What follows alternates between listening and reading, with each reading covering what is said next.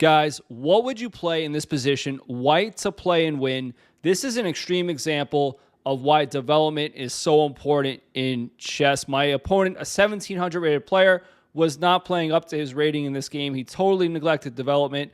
I want to show you guys why it's so important. So let's start from the top and we'll come back to this position. Okay, anyway, we start off the game with e4, e5. My opponent plays queen f6. Not typical, and it's a mistake because we don't want to take the queen out too early.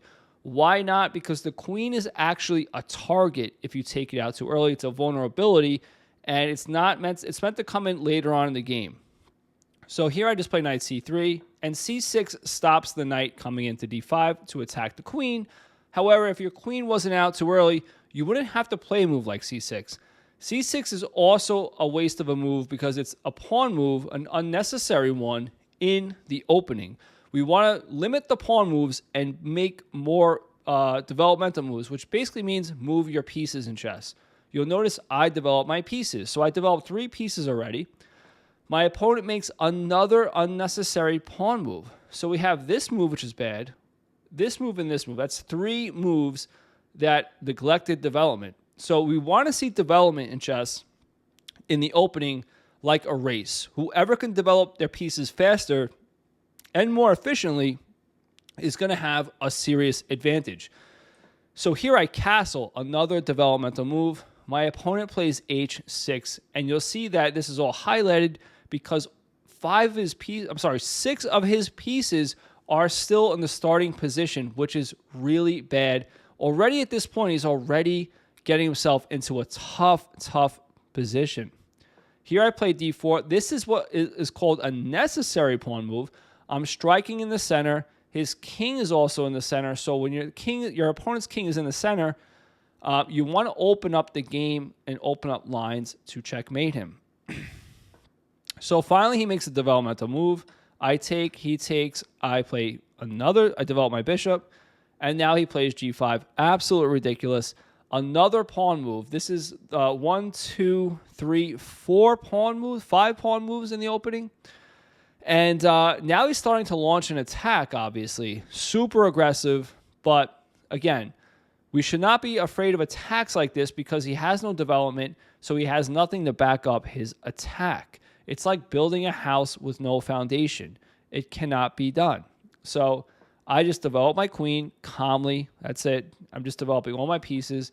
My opponent moves the queen for some reason. Probably he wants to have the queen join in on the attack. But again, he moves the queen a second time. We don't want to move the same piece twice in the opening unless we have a good reason. Again, the reason why that is because it hinders our development. So instead of developing a new piece, if you move the same piece twice, you don't develop a new piece, and then you start to lose the race of development. Okay, so now here I take this turn to develop my final piece. So I'm castled. All my pieces are developed and in the game, and my opponent has 5 pieces still on the back rank. That is because of the unnecessary pawn moves, and he moved the queen out too early and moved the queen out twice. So now my opponent makes another pawn move. And now g4 is obviously an aggressive move, but it's like the 7th pawn move this game already, and I have all my pieces in the game. That tells me intuitively that I don't have to back down from this attack. There is no attack. I'm the one who can be attacking, so I can turn all that energy on him against him. So a lot of players might be scared and play this. You would still be better in this position. You'd still be winning because you have a lead in development, but it's unnecessary. In this position, in a game like this, we're the ones that should be attacking. We don't want our opponent to be pushing us around. We're going to be pushing them around.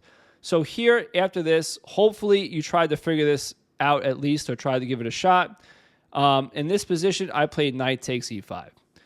So I just cleanly win a pawn here. And you might be saying, well, you give up your knight. But no, because bishop d4 hits the queen and the rook's behind it. So after the queen moves, the rook would go. So I would get a pawn and a rook for the knight. Again, this is because of my lead in development and my opponent's lack of development. So after knight takes e5, he doesn't take, and he plays bishop e6. Now he's starting to realize that he has to develop his pieces. But I see here that if I take, he has to take with the pawn, which again weakens his whole king side. Now his king is really weak. He has, this file is going to be open. This file is completely open. This diagonal is open to his king. He has no development, and I have full development. This should be an easy win at this point. I'm going to show you how I finished the game. It actually ended in a few moves.